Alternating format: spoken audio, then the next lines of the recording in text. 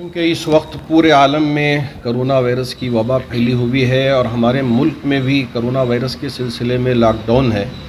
اس وجہ سے امارت شریعہ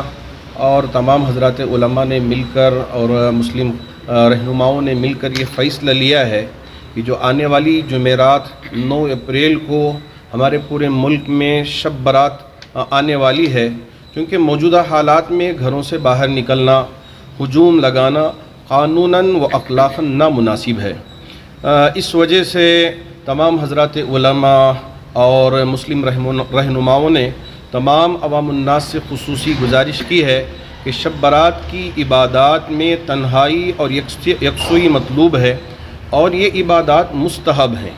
اور خود کی جان اور صحت کی اور اپنے متعلقین پوری انسانیت کی جان و صحت کی حفاظت فرض کے درجے میں ہے۔ لہٰذا اس رات میں جاری ایام ہی کی طرح، یعنی اب تک جب سے لاک ڈاؤن شروع ہوا ہے اس وقت سے لے کر اب تک ہماری فرض نمازیں اپنے گھروں میں ادا کر رہے ہیں، حتیٰ کہ جمعے کی نماز بھی ہم اپنے گھروں میں ظہر کی نماز ادا کر رہے ہیں۔ تو اسی طرح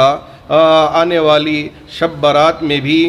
لوگ اپنے گھروں ہی میں شب بیداری اور دیگر عبادات و معمولات کو انجام دیں۔ اور ایک معمول رہا ہے، چونکہ اللہ کے رسول علیہ السلام کی طرف سے بھی اس کی ہم کو نصیحتیں ملتی ہیں کہ قبرستان کو جائیں اپنے رشتہ داروں کے لیے ایصال ثواب، تو اس وجہ سے حضرات علماء نے فرمایا کہ رات میں قبرستان میں حاضری دینے کے بجائے گھروں پر ہی مرحومین کے لیے ایصال ثواب و دعائے مغفرت کا اہتمام کر لیں۔ بعد والے دن یعنی بروز جمعہ جو 15ویں تاریخ ہے شعبان کی، اس دن روزے کا بھی اہتمام کریں۔ قبرستان کی کمیٹیوں سے خصوصی اپیل کی جاتی ہے کہ قبرستان میں داخلہ قطعی طور پر ممنوع قرار دے کر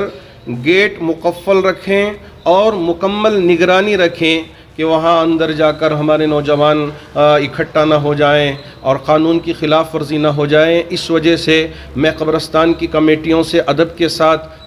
گزارش کرنا چاہوں گا کہ آپ ذرا متحرک ہو جائیں اور حرکت میں آ کر اس کی پوری نگرانی کریں، اور قبل از وقت اعلان بھی کر دیں کہ کسی بھی قسم کا کوئی نظم قبرستان کے اندر یہ باہر ہرگز بھی نہ کریں۔